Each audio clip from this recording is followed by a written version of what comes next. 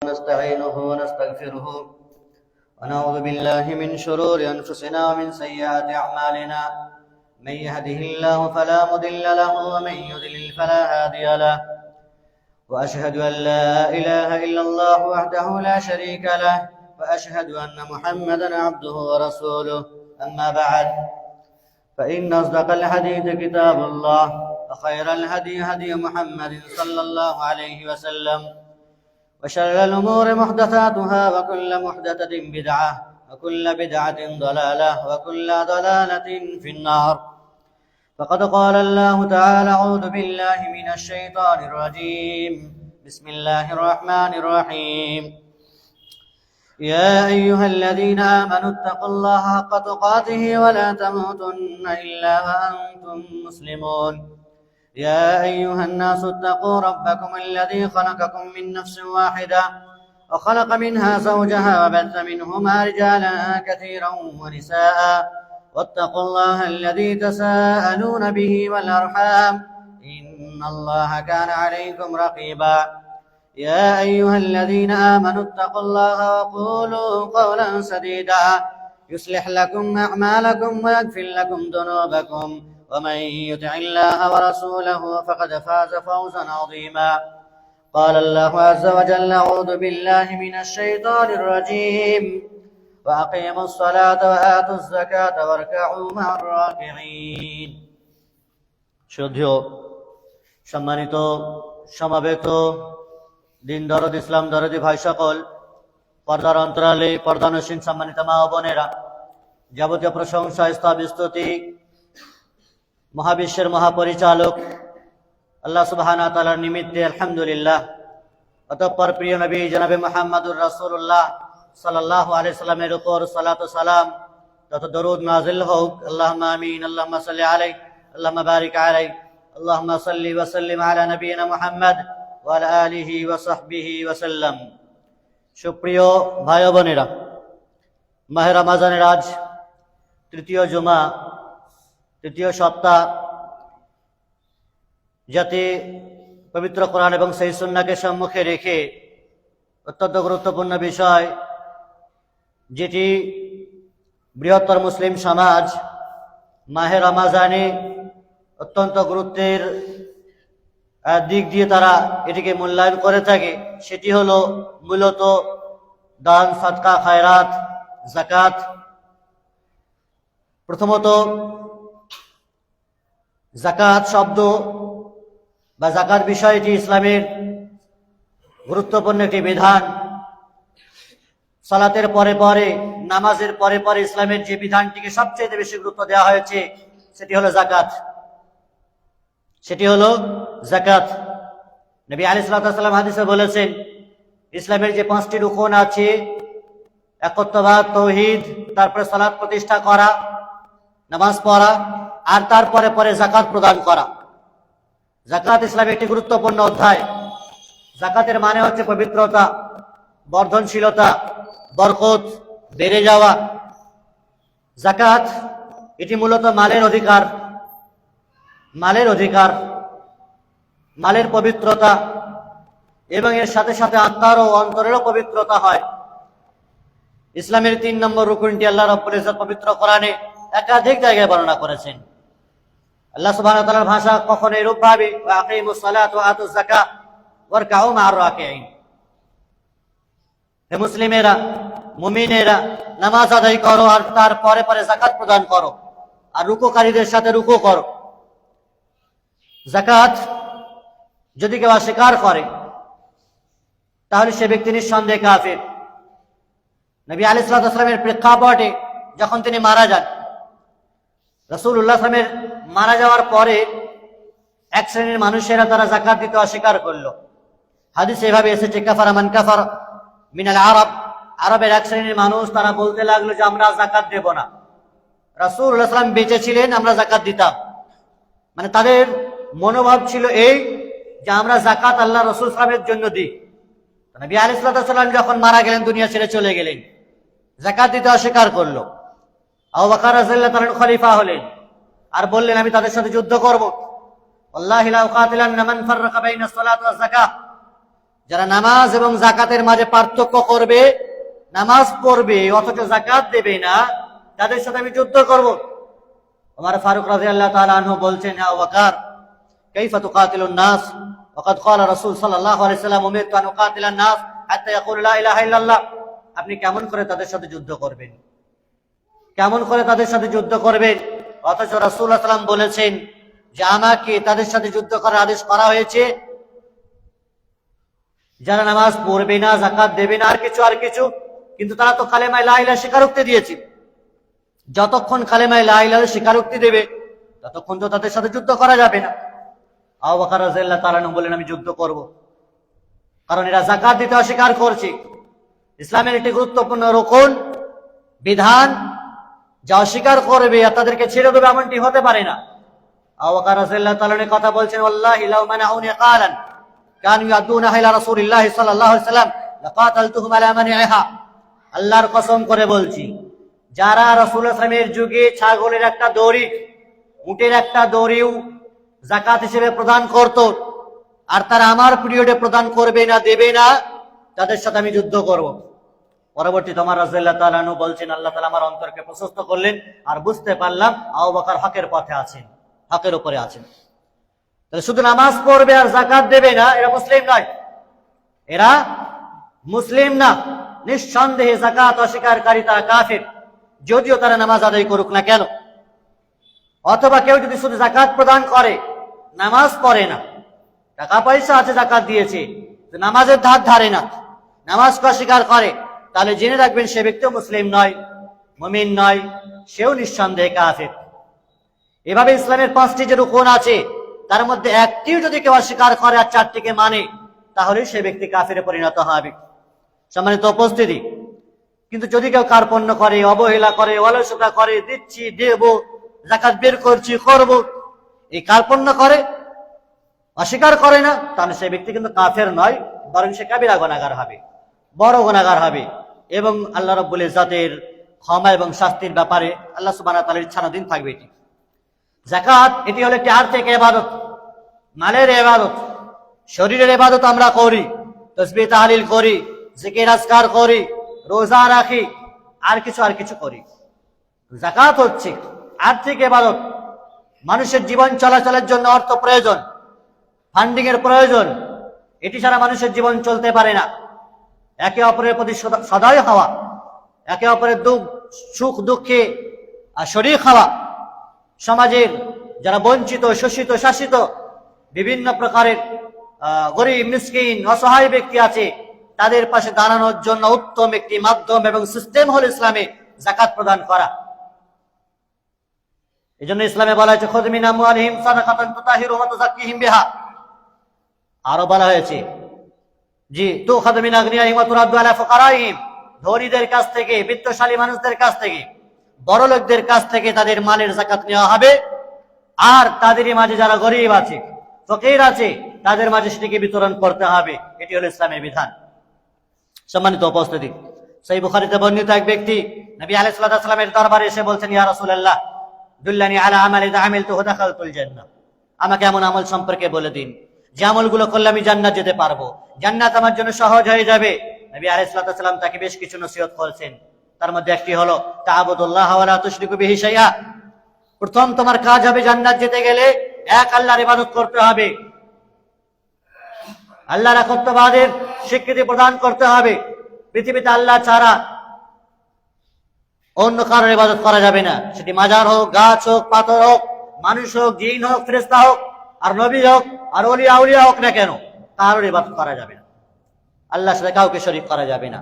দ্বিতীয় বিষয় সেটি হলো 5 ওয়াক্ত নামাজকে তুমি কন্টিনিউ ভাবে আদায় করবে, ফরজ নামাজগুলোকে যথাযথভাবে আদায় করবে। 3 নম্বর বিষয় হচ্ছে তুআদ্দি যাকাতুল মাফরুযা, আর যাকাত প্রদান করবে যে যাকাত তোমাদের উপর ফরজ করা হয়েছে। তারপরে রোজা রাখবে, হজ করবে।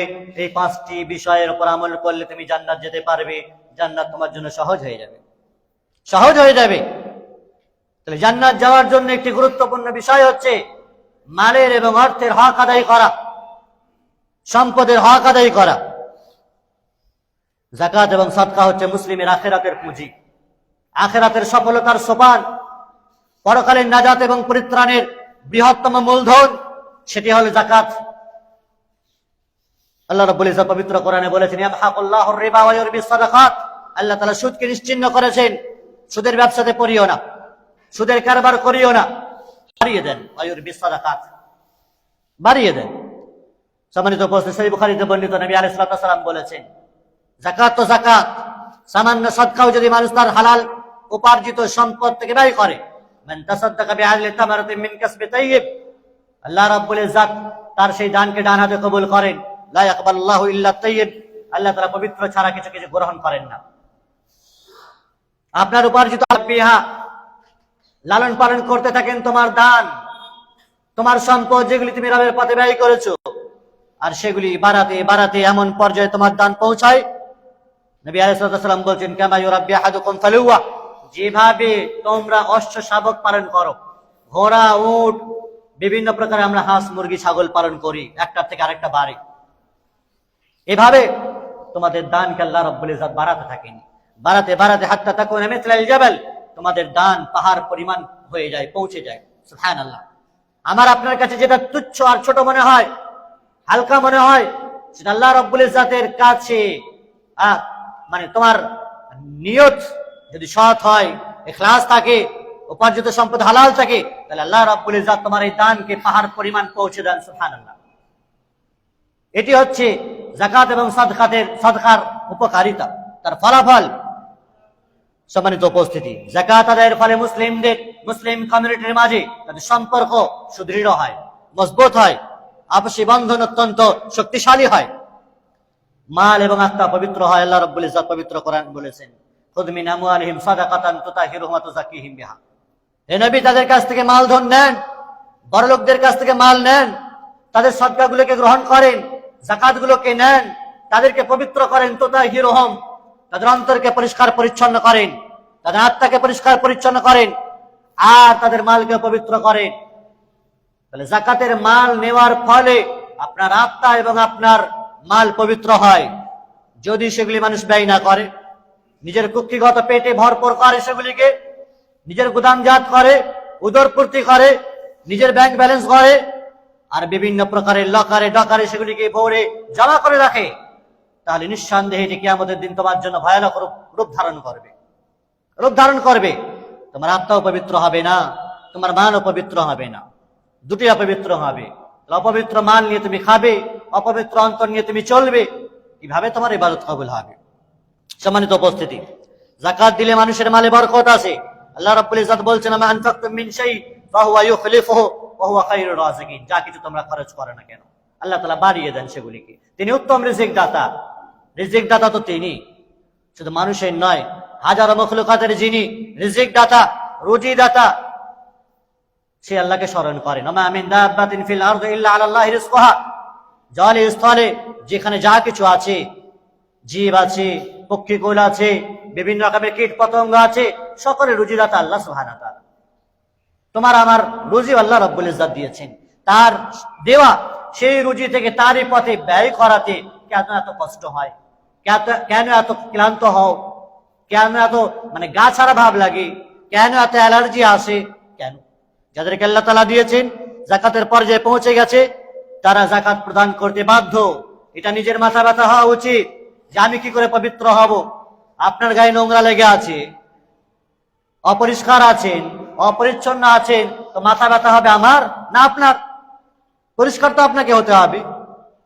আপনি অর্থ দিলে আপনার মাল পরিষ্কার হবে, আমার সামান্য লাভ হবে ঠিকই, কিন্তু আপনার তো বেশি লাভ হবে।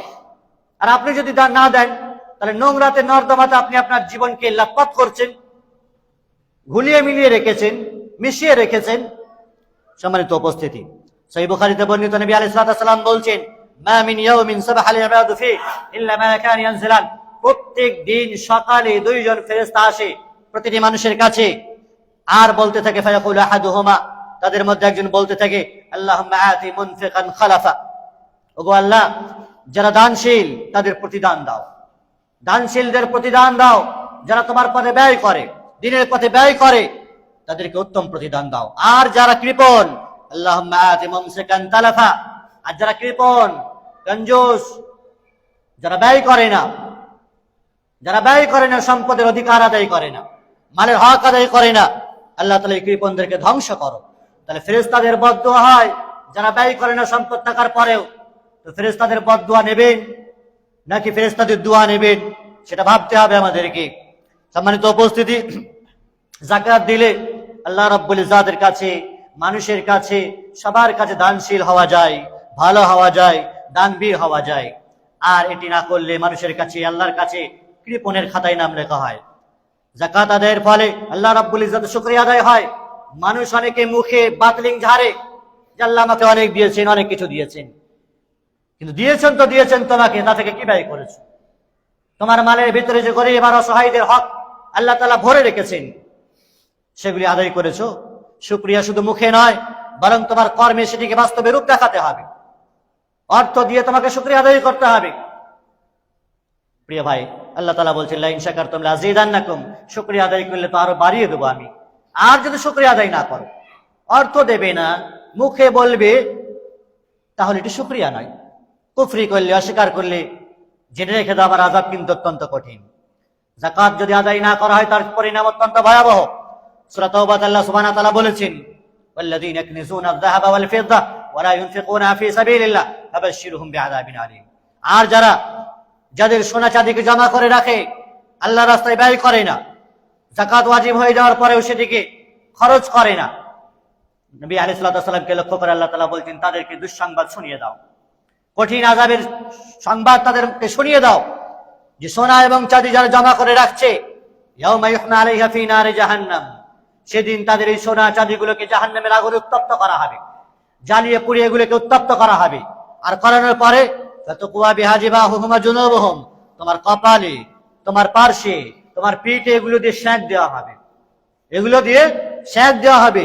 আর বলা হবে এটাই তোমার সেই সম্পদ, যে সম্পদের মায়া, মমতা, ভালোবাসা ছিল, যেগুলোকে তুমি আলমারিতে ভরে রেখেছিলে, লকারে ভরে রেখেছিলে, জমা করে রেখেছিলে। হাযা মা কানাসতুম লিআনফুসিকুম, এটা তোমার সেই সম্পদ। ফলে সম্পদের যে মোহ আর ভালোবাসা ছিল, তার স্বাদ তুমি গ্রহণ করো। ফাযুকু মা কুনতুম তাকনিজুন, এভাবে তোমার সারা শরীরে যখন সেঁক দেওয়া হবে এগুলোকে উত্তপ্ত করে, আর বলা হবে এটাই স্বাদ গ্রহণ করো। সোনা চাঁদির বড় আরাম, সোনা চাঁদির বড় মানে মোহ আর লোভ যে ছিল, তোমার ভালোবাসা ছিল, সেই স্বাদ গ্রহণ করো তুমি এখন। সম্মানিত উপস্থিতি, যাকাত দিলে মানুষের অনেকে কষ্ট হয়, অনেক অর্থদণ্ড মনে করে, ট্যাক্স মনে করে, জরিমানা মনে করে। প্রিয় ভাই আমার, আল্লাহ রাব্বুল ইজ্জাত পবিত্র কোরআনে বলেছেন, শয়তান মানুষকে কুমন্ত্রণা দেয়, যাকাত দিলে গরিব হয়ে যাবি, ফকির হয়ে যাবি, শেষ হয়ে যাবি, ধ্বংস হয়ে যাবি। আশ-শাইতানু ইয়াইদুকুমুল ফাকরা, শয়তান ভয় দেখায়। সব কাজ করতে তুমি টাকা পয়সা খরচ করো, বাড়ি বিল্ডিং করতে, বিবির আবদার ফরমাইশে সব শুনতে, বাড়ি ঘর সাজাতে, দুনিয়াকে সৌন্দর্যমণ্ডিত করতে, চাকচিক্য করতে, সব দিকে তোমার টাকা পয়সা খরচ হয়, কোথাও ব্যথা হয় না, কোথাও ব্যথা হয় না। খালি রবের পথে ব্যয় করতে গিয়ে তোমার এটাকে জরিমানা মনে হয়, অর্থদণ্ড মনে হয়, এটাকে একটা ফালতু মনে হয়। প্রিয় ভাই আমার, শয়তান এটি মানুষকে ভয় দেখায়। নবী আলাইহিস সালাতু ওয়াস সালাম বলছেন, সহিহ বুখারীতে বর্ণিত, মান আতাহুল্লাহু মালান ফালাম ইউআদ্দি যাকাত, যাদেরকে আল্লাহ সম্পদ দিয়েছেন আর তারা তাদের সম্পদের যাকাত আদায় করে না, তাদের এই সম্পদগুলো মুতলা মালুহু শুজাআন আকরা লাহু যাবিবাতান, তাদের এই সম্পদগুলো মাথায় টাক করা বিষাক্ত সাপের আকৃতি প্রদান করা হবে। আর সেই বিষাক্ত সাপের আকৃতি প্রদান করার পরে আপনাকে সেগুলি দংশন করবে। ইয়াখুযু বিলিহজামাতাইহি, দংশন করবে এই সাপ, বিষাক্ত সাপ আপনার এই সম্পদগুলো, সাপে আপনাকে দংশন করবে। আর বলবে আনা মালুকা আনা কানজুক, চিনতে পারছো না আমি তোমার সেই মাল, তোমার সেই স্বর্ণ, সেই রৌপ্য, তোমার সেই হিরে মতি জহরত চিনতে পারছো না, যেগুলোকে আগলে রেখেছিলে, বড় ভালোবেসে সেগুলোকে জমা করে রেখেছিলে, চিনতে পারছো না আমি তোমার সেই খাজানা, সেই সম্পদ। আর আপনাকে দংশন করতে থাকবে। প্রিয় ভাই আমার, যাকাত যদি কেউ আদায় না করে তাহলে চরম কঠিন শাস্তির সম্মুখীন হবে সে কবরে, আখিরাতে তো নাজাত পাবেই না, এরকম শাস্তি তাকে পেতেই হতে হবে। প্রিয় ভাই আমার, নবী আলাইহিস সালাতু ওয়াস সালাম বলেছেন যে প্রতিটি মানুষ যখন কবর থেকে উঠবে কিয়ামতের দিনে, তাকে 4টি অথবা 5টি প্রশ্নের সম্মুখীন হতে হবে। তার মধ্যে একটি হলো আল মালিহি মিন আইন ইকতাসাবা ফি মান ফাকা, মাল কোন পথে উপার্জন করেছো, কোন পথে ব্যয় করেছো। আয় এবং ব্যয়ের খাত কি ছিল তোমার, আয় কি ছিল, ইনকাম কি ছিল, আর এক্সপেন্স কি ছিল আপনার, সেটা আপনাকে হিসাব দিতে হবে। কোন পথে উপার্জন করেছেন তার পুঙ্খানু হিসাব আপনাকে আল্লাহ রাব্বুল ইজ্জাতের কাছে দিতে হবে। প্রিয় ভাই আমার, কোন মালে আমরা যাকাত দেব, কোন মালে যাকাত দিতে হয় না, বা যাকাতের হকদার কারা, এগুলি আমাদের জানার প্রতিনিয়ত চেষ্টা করতে হবে। সেই অনুযায়ী যাকাত দিতে হবে। বারাকাল্লাহু লানা ওয়া লাকুম ফিল ফাযিল জালিল ওয়া লাকুম ওয়া লিসাইরিল মুসলিমিন মিন কুল্লি যামবিন ফাস্তাগফিরু ওয়া তুবু ইলাইহি ইন্নাহু হুয়াল গফুরুর রহিম। তার মধ্যে একটি হচ্ছে ফল এবং শস্যতে যাকাত রয়েছে। চড়ে খাওয়া পশুতে, উট গরু ছাগলে যাকাত আছে, সোনা চাঁদিতে যাকাত আছে, ব্যবসার মালে যাকাত আছে, আর খনিজ পদার্থে যাকাত আছে। এই 5টি জিনিসে যাকাত আছে। তার মধ্যে মূলত বিষয় পরিস্থিতি হিসেবে কথা বলতে হয়, কারণ অনেকগুলি বিষয় কথা বলতে গেলে সে সময় পর্যাপ্ত নয় আমাদের জন্য। শস্যের ক্ষেত্রে আমরা চাষিকষি এলাকা, ধান, গম, জব ইত্যাদি যে সমস্ত শস্যগুলো অনেকদিন ধরে গুদামজাত করে রাখা যায়, এমনি কোল্ড স্টোর ছাড়া যে মালগুলি জমা করে রাখা যায় দীর্ঘদিন, 7.5 কুইন্টাল হলে অথবা তার চাইতে বেশি হলে তাতে ওসর আছে। সোনা চাঁদির ক্ষেত্রে, স্বর্ণের ক্ষেত্রে বা সোনার ক্ষেত্রে 85 গ্রাম সোনা যদি কারো কাছে থাকে অথবা তার চাইতে বেশি থাকে এবং সেটা 1 বছর মজুদ থাকে, তবে তাতে 2.5% যাকাত রয়েছে। চাঁদির ক্ষেত্রে বা রূপোর ক্ষেত্রে 595 গ্রাম চাঁদি যদি কারো কাছে থাকে এবং সেটা 1 বছর মজুদ থাকে অথবা 595 গ্রামের উপর থাকে, তাহলে তাতে 2.5% যাকাত আছে। এর নিচে কোনো যাকাত নেই। টাকা পয়সার কোনো মান নির্ধারণ করা হয়নি। টাকা পয়সা এগুলি সব সোনা চাঁদের স্থলাভিষিক্ত। ফলত টাকা পয়সার নিসাব কি হবে? টাকা পয়সা নিসাবের ক্ষেত্রে উলামায়ে কেরামরা বলেছেন 85 গ্রাম স্বর্ণের পরিমাণ যদি টাকা হয় 1 বছর মজুদ থাকে, অথবা 595 গ্রাম চাঁদির মূল্য পরিমাণ টাকা যদি আপনার কাছে 1 বছর মজুদ থাকে, তবে তাতে 2.5% যাকাত দিতে হবে। সোনা চাঁদির মূল্য আসমান জমিন ফারাক। এক যুগে ছিল দুটোই সমান, কিন্তু যুগের তারতম্যের কারণে আসমান জমিন ফারাক হয়ে গেছে। এখন কোন হিসেবে যাকাত দেবেন? উলামায়ে কেরামরা বলেছেন যে চাঁদির ক্ষেত্রে, রূপোর ক্ষেত্রে যাকাত দিলে এটা নিরাপদ, এটা একেবারে নিরাপদ। 595 গ্রাম চাঁদির মূল্য পরিমাণ টাকা আপনার কাছে আছে, তো আপনি যাকাত দিতে বাধ্য 1 বছর হয়ে গেলে। এতে নিরাপদ, ফকির মিসকিনেরা অনেকে হক পাবে। আর যদি সোনার ক্ষেত্রে আপনি দেন, তাহলে তাতে কিছুটা সন্দেহ আছে, সবাই একমত হন নিয়ে বিষয়ে। ফলত চাঁদির ক্ষেত্রে দেওয়াটাই যুক্তিযুক্ত বেশিরভাগ। যাকাতের হকদার কারা, কাদেরকে আমরা যাকাত দেব? মাল আছে বলে যাকাতকে দিয়ে দেবো এমনটি নয়। যাকাতের টাকা আছে বলে রাস্তা করে দেবো, যাকাতের টাকা আছে বলে টয়লেট করে দেবো, যাকাতের টাকা আছে বলে আর কোথাও লুটিয়ে দেবো, ফাটিয়ে দেবো, এমনটি না। আল্লাহ রাব্বুল ইজ্জাতের দেওয়া মাল, সম্পদ আপনি কোথায় দেবেন সেটাও তিনি বেঁধে দিয়েছেন।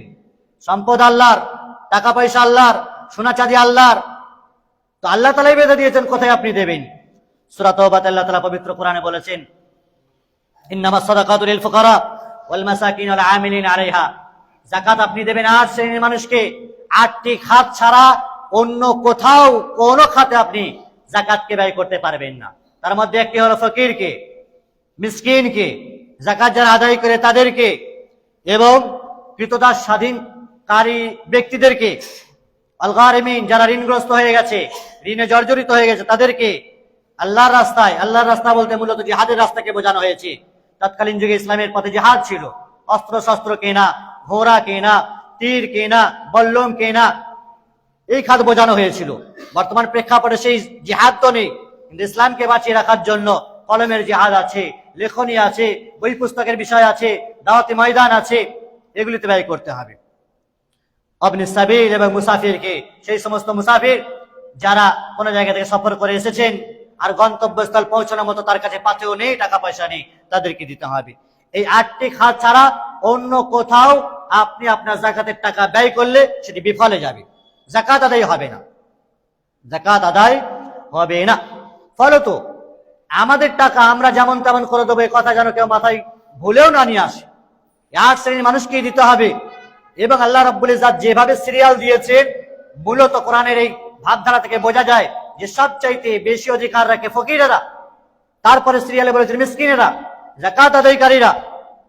তাহলে সবচাইতে বেশি প্রায়োরিটি দিতে হবে, প্রাধান্য দিতে হবে, অগ্রাধিকার দিতে হবে আমাদেরকে সেই সমস্ত মানুষদেরকে যারা গরিব, মিসকিন, যাকাত আদায় করে, ক্রীতদাস স্বাধীন করতে গিয়ে ঋণগ্রস্ত ব্যক্তি, এইভাবে। সম্মানিত উপস্থিতি, যাকাতের অধিকার কারা? এই 8টি খাতে ব্যয় করতে আমরা জানলাম। তবে এর মাঝে যদি ফকির মিসকিন নিজেদের আত্মীয়দের মাঝে হয় তাহলে তাদেরকে জাকাত দেওয়াটা সর্বাধিক উত্তম। কারণ নবী আলাইহিস সালাম বলেছেন যে আত্মীয়দের মাঝে জাকাত প্রদান করলে ডবল সওয়াব হয়, ডবল নেকি হয়। এক হচ্ছে দান করার নেকি, আর এক হচ্ছে আত্মীয়তা বন্ধন বজায় রাখার দরুন নেকি। জাকাত ফকির মিসকিন বা গরিব গুরাবা আমার আত্মীয়দের মাঝে হতে পারে, তাদেরকে আমরা অগ্রাধিকার দেওয়ার চেষ্টা করব। হ্যাঁ, তবে আমাদের আত্মীয়দের মধ্যে বিশেষ করে আমরা আমাদের পুরুষেরা তারা তাদের সন্তান সন্ততিকে জাকাত দিতে পারে না, স্ত্রীদেরকে দিতে পারে না, তারা তাদের পিতা মাতাদেরকে দিতে পারে না, দাদা দাদিদেরকে দিতে পারে না। তবে হ্যাঁ, কোন স্ত্রী যদি বড়লোক হয়, ধনাঢ্যশালী হয়, তার কাছে অনেক সোনা দানা থাকতে পারে, আর তার স্বামী যদি গরিব হয়, স্বামী যদি অসহায় হয়, তাহলে স্ত্রীরা জাকাত তাদের স্বামীকে দিতে পারে। কারণ স্ত্রীর ওপরে স্বামীর ভরণ পোষণের জিম্মেদারি নেই, ফলত সে দিতে পারে। কিন্তু কোন স্বামী তার স্ত্রীকে জাকাত দিতে পারে না, কারণ স্বামীর ওপরে এই জিম্মেদারি রয়েছে, স্ত্রীর ভরণ পোষণের দায় দায়িত্ব রয়েছে। সম্মানিত উপস্থিত, অনুরূপভাবে আলেম এবং তালেবে ইলমদেরকে জাকাত দেওয়া যায়। শেখ সালেহ আল উসাইমিন রাহিমাহুল্লাহ বলেছেন, উলামায়ে কেরামরা এবং তালেবে ইলমরা যারা মাদ্রাসায় পড়াশোনা করে, এদের ক্ষমতা থাকলেও, শারীরিক ক্ষমতা থাকলেও এরা উপার্জন করতে অক্ষম, উপার্জন করতে পারে না। কারণ দিন চর্চা করে তারা, দিন নিয়ে ব্যস্ত থাকে, ইলম চর্চা করে তারা, জনগণের কাছে সঠিক ইলম উপস্থাপন করার জন্য তারা ব্যস্ত থাকে। ফলে উপার্জনের ক্ষমতা থাকলেও তারা উপার্জন করতে পারছে না, ফলত তারাও জাকাতের হকদার। মুত্তাকি এবং পরেজগার লোকেদেরকে জাকাত দিতে হবে। আল্লাহর দেওয়া মাল জাকাত খাবে না, সম্ভব না। সাধারণ দান খাবে ভিন্ন কথা, জাকাতের হকদার তুমি নাও। নবী আলাইহিস সালাম বলেছেন, ওয়ালা ইয়াকুল মা আকা ইল্লা তাকি, তোমার মাল মুত্তাকি ছাড়া যেন কেউ না খায়, পরেজগার লোকই তোমার মাল খাবে। সম্মানিত উপস্থিতি, যাদের জন্য জাকাত খাওয়া বৈধ নয়, যাদেরকে দেওয়া বৈধ নয়, তারা হলো নাস্তিক, কাফির, মুনাফিক, মুশরিক, মাজার পূজারী, কবর পূজারী এবং মতান্তরে বেনামাজিও বলা হয়েছে, তাদেরকে জাকাত দেওয়া বৈধ নয়। অনুরূপভাবে নবীর বংশধরদের জন্য জাকাত বৈধ ছিল না। যাদের ভরণ পোষণ আপনার উপরে ফরজ, তাদের জন্য জাকাত বৈধ নয়। নবী আলাইহিস সালাম বিশেষ করে মাহে রমাজান এলে আমরা বিশেষ করে বৃহত্তর মুসলিম সমাজ জাকাত ব্যয় করি, জাকাতটা দিয়ে থাকি। জাকাত তো আপনাকে দিতেই হবে, এটা তো ওয়াজিব বিষয়, এটা তো ওয়াজিব বিষয়। জাকাত আপনার নেই যাদের, তারা কি বসে থাকবে? তাহলে সাধারণ দান করবে, সাধারণ খয়রাত করবে, বড় লোকেরাও সাধারণ দান করবে। জাকাত তো আপনাকে দিতেই হবে, এটা না দিলে তো আযাব রয়েছে। সাধারণ ব্যয় আপনাকে করতে হবে। রাসূল আকরাম সাল্লাল্লাহু আলাইহি সাল্লাম রমাজান এলে ঝোড়ো হাওয়ার চাইতেও গতিবেগে তিনি দান করতেন। আর এই দানের সদকার ফজিলত সম্পর্কে একাধিক কোরআনের আয়াত এবং হাদিস রয়েছে। আল্লাহ রাব্বুল ইজ্জত তিনি পবিত্র কোরআনে বলছেন, উদাহরণ দিয়েছেন, যারা তাদের মালকে আল্লাহর পথে ব্যয় করে তাদের উদাহরণ হলো সেই শস্য বীজের মতো, কামাসালি হাব্বা, সেই শস্য বীজের মতো, যে একটি শস্য বীজ যখন আপনি রোপণ করেন, একটি বীজ যখন আমরা ধান চাষ করে রোপণ করি, একটি বীজ থেকে একটি গাছ হয়, একটি গাছে 7টি শীষ হয়, আর প্রত্যেকটি শীষে 100টি করে দানা হয়। তাহলে একটি বীজ থেকে কটি দানা হলো? 700টি দানা।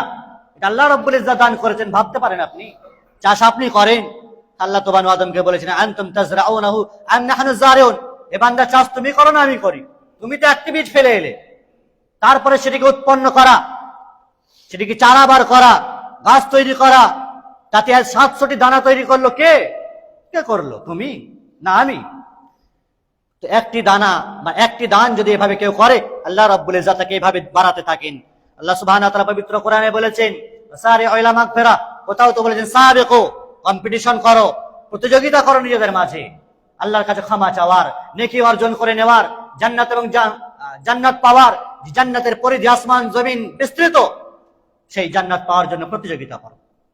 আল্লাহ সুবহানাহু ওয়া তাআলা বলেছেন, তাদের প্রশংসা করেছেন, আল্লাযীনা ইনফিকুনা ফিস সাররাই ওয়াদ দাররা, যারা দিবা রাত্রিতে খরচ করে, যারা সুখে দুঃখে খরচ করে, সচ্ছলতা অসচ্ছলতাই ব্যয় করে, কোনো বাহানা দেয় না, যা আছে তা থেকেই তারা ব্যয় করে। সাহাবায়ে কেরামদের অবস্থা তো আমাদের চাইতে দুর্লভ ছিল, তারপরেও তো তারা ব্যয় করেছে। তো যারা সচ্ছলতা অসচ্ছলতা উভয় অবস্থাতে ব্যয় করে, আল্লাহ তাআলা তাদেরকে মুত্তাকি বলেছেন। সম্মানিত উপস্থিতি, কত শত দান এবং সদকা করে নিজেদেরকে জাহান্নামের আগুন থেকে বাঁচতে হবে। নবী আলাইহিস সালাম বলেছেন, ইত্তাকুন নার ওয়ালাউ বিশিক্কি তামারা, খেজুরের এক টুকরো পরিমাণ হলেও সেটি আল্লাহর পথে ব্যয় করে জাহান্নামের আগুন থেকে বাঁচাও নিজেকে। সম্মানিত উপস্থিতি, আল্লাহ রাব্বুল ইজ্জত বলেছেন, ওয়ানফিকু মিম্মা রাযাকনাকুম মিন ক্বাবলি আন ইয়াতিয়া আহাদাকুমুল মাউত, মৃত্যু আসার পূর্বে তুমি তোমাদের রুজি থেকে খরচ করো। মৃত্যু যখন কণ্ঠনালীতে এসে যাবে, প্যারালাইসিস আর বিভিন্ন রোগে আক্রান্ত হয়ে যাবে, হসপিটালের বেডে থাকবে, শুয়ে থাকবে, আর বিভিন্ন প্রকারের রোগে জর্জরিত হয়ে যাবে, তখন আক্ষেপ আর আফসোস করে কোনো লাভ হবে না। অতএব মৃত্যু আসার আগে তুমি তোমার সম্পদে খরচ করার চেষ্টা করো। মৃত্যু এসে গেলে তখন বলবে, যদি আরেকটু সময় পেতাম তাহলে দান সদকা করতাম, ভালো মানুষ হয়ে যেতাম। এই আক্ষেপ আর আফসোস আপনার থেকেই যাবে। ফলত আমাকে মৃত্যু আসার আগে আল্লাহ যাদেরকে যেভাবে দিয়েছেন সেভাবে খরচ করে নিজেকে বাঁচান, দুনিয়া এবং আখিরাতের আযাব থেকে বাঁচান। দান এবং সদকা করলে সাদাকাতু তারুদ্দুল বালা, নবী আলাইহিস সালাতু ওয়াস সালাম বলেছেন, দান এবং সদকা করলে বালা মুসিবত বিপদ আপদ দূর হয়। বিপদ আপদ দূর হয়, দুনিয়াতে যেমন বিপদ আপদ দূর হবে, কিয়ামতের কঠিন পরিস্থিতিতে। সহিহ মুসলিমের হাদিস, নবী আলাইহিস সালাতু ওয়াস সালাম বলছেন, যদি কোনো বান্দার দুনিয়াতে কোনো মুসিবতকে দূর করে, বিপদ আপদকে দূর করে, তার অসহায়ত্বের পাশে দাঁড়ায়, তার সুখ দুঃখের সঙ্গী সাথী হয়, তাহলে কিয়ামতের কঠিন পরিস্থিতিতে যেদিন মানুষ এক একটি নেকির জন্য ত্রাহি করবে, ছুটোছুটি করবে, সেদিন তার পাশে আমি দাঁড়াবো, সেদিন তার পাশে আল্লাহ রাব্বুল ইজ্জত দাঁড়াবেন। মান নাফাসান মুমিন কুরবাতান মিন কুরাবিদ দুনিয়া নাফাসাল্লাহু আনহু কুরবাতান মিন কুরাবি ইয়াউমাল কিয়ামা। কিয়ামতের কঠিন মুসিবতের সময় আল্লাহ রাব্বুল ইজ্জত আপনাকে রক্ষা করবেন, হেফাজত করবেন। ফলত মাহে রমজানে বিভিন্ন জায়গাতে মসজিদ মাদ্রাসা সূত্রে, ব্যক্তিগত সূত্রে অসংখ্য ভাইয়েরা আসেন, অসহায় ব্যক্তিরা আসেন, পাড়া প্রতিবেশীতেও আছে। তাদের সকলের দিকে ধ্যান দিতে হবে, তাদের সকলের দিকে তাকাতে হবে। মনে রাখতে হবে, আমাদেরকে দুনিয়া ছেড়ে চলে গেলে আমাদের সাথে কিছুই যাবে না কাফন ছাড়া। শুধুমাত্র 3টি রাস্তা আপনার আমলের বা নেকি পৌঁছানোর খোলা থাকে, সাদকায়ে জারিয়া, যা আপনি জীবদ্দশায় করে গেলেন। কত শত বাবা পিতা এমন আছে, মা এমন আছে, নিজের জীবদ্দশাতে দান করে গেল না, সম্পত্তি প্রপার্টি সন্তানদের জন্য রেখে গেল, তারা দান করবে। আপনি আপনার সম্পত্তি দান করতে পারলেন না, আপনি আপনার উপার্জিত সম্পদ থেকে ব্যয় করতে পারলেন না, আর ভরসা করে যাচ্ছেন সন্তান সন্ততির উপর, তারা ব্যয় করবে। তারা তো আপনার প্রপার্টি নিয়ে লুটোপুটি করবে, ছিনিবিনি করবে, তারা তো খামখেয়ালি করবে। আর কে কতটা ভোগ করতে পারবে এটা রেশারেশি করবে, মারপিট দাঙ্গা হাঙ্গামা হবে। ফলে আপনি যা উপার্জন করেছেন, আপনি নিজেকে আগে বাঁচান। আপনার সন্তান সন্ততির ভবিষ্যৎ করে যাবেন সবকিছু, দিয়ে আপনার ভবিষ্যৎ একেবারে কালো হয়ে গেল, অন্ধকার হয়ে গেল। আপনার ভবিষ্যৎ অন্ধকার, কবরে কিভাবে নাকি পৌঁছাবে তার কোন রাস্তা খুলে গেলেন না। এই জন্য সবচেয়ে বড় আফসোস তাদের জন্য, যারা উপার্জন করলো তো ঠিকই, কিন্তু আখেরাতের পুঁজি তারা নিয়ে যেতে পারলো না। আখেরাতে পরিত্রাণের মূলধন হাতিয়ার তারা তাদের সাথে নিয়ে যেতে পারলো না, সাদকায়ে জারিয়া করে যেতে পারলো না, এমন ইলম অর্জন করে যেতে পারলো না যে ইলমের ধারাবাহিকতা অন্য কাউকে শিখিয়ে যাবে, এমন সন্তান তৈরি করে যেতে পারলো না যে সন্তান তার জন্য দোয়া করবে, তার জন্য দান করবে। আল্লাহ রাব্বুল ইজ্জতের কাছে পরিশেষে আমরা দোয়া করব, আল্লাহ রাব্বুল ইজ্জত তিনি যেন আমাদেরকে দুনিয়াতে যা কিছু উপার্জন করার তৌফিক দিয়েছেন, সেগুলি থেকে যথাযথভাবে মালের অধিকার হককে আদায় করার তৌফিক দান করেন, যাকাত আদায় করার তৌফিক দান করেন। কিয়ামতের কঠিন পরিস্থিতিতে এই আযাব থেকে আল্লাহ তাআলা আমাদেরকে মুক্তি দান করেন। এই সামান্য দান আল্লাহ রাব্বুল ইজ্জত আমাদের কবুল করে আখিরাতের ময়দানে আমাদেরকে নাজাত এবং পরিত্রাণের পথ পাইয়ে দিয়ে অনন্তকালের স্থান জান্নাত পর্যন্ত যেন আল্লাহ তাআলা আমাদেরকে পৌঁছে দেন, সহজ করে দেন। আল্লাহ রাব্বুল ইজ্জত বেশি বেশি করে আমাদের মালে ধনে বরকত প্রদান করেন, জীবনে বরকত প্রদান করেন। আমাদের মাঝে যারা অসুস্থ আছে, অসহায় আছে, বিভিন্ন রোগে আক্রান্ত হয়েছে, আল্লাহ তাআলা তাদের অসুস্থতাকে সুস্থতায় পরিবর্তন করে দেন। রোগ আক্রান্ত আছে, তাদের রোগকে দূরীভূত করে দেন। বিভিন্ন কষ্টে, বিভিন্ন রকমের ঋণে জর্জরিত হয়েছে, তাদের ঋণকে আল্লাহ তাআলা দূরীভূত করে দেন। আল্লাহ রাব্বুল ইজ্জত যেন আমাদেরকে মসজিদমুখী হওয়ার তৌফিক দান করেন। ফিতনা যুগে বেশি বেশি করে আল্লাহ তাআলার দ্বীনকে আঁকড়ে ধরে থাকার তৌফিক দান করেন, কোরআন ও সুন্নাহ অনুযায়ী চলাফেরা করার তৌফিক দান করেন। آمين. اللهم أعز الإسلام والمسلمين وأذل الشرك والمشركين ودمر أعداء الدين واجعل هذا البلد آمنا مطمئنا خاصة وفي سائر بلاد المسلمين عامة يا رب العالمين. اللهم إنا نسألك الهدى والتقى والعفاف والغنى. اللهم إنا نسألك الجنة الفردوس ونعوذ بك من النار. اللهم إنا نسألك فعل الخيرات وترك المنكرات وحب المساكين. اللهم صل على محمد وعلى آل محمد كما صليت على إبراهيم وعلى آل إبراهيم إنك حميد مجيد. اللهم بارك على محمد وعلى آل محمد كما باركت على إبراهيم وعلى آل إبراهيم إنك حميد مجيد. إن الله يأمركم بالعدل والإحسان وإيتاء ذي القربى وينهى عن الفحشاء والمنكر والبغي يعظكم لعلكم تذكرون. اذكروا الله يذكركم وادعوه يستجب لكم ولذكر الله تعالى وأولى وأعز وجل وأتل وأهم وأكبر.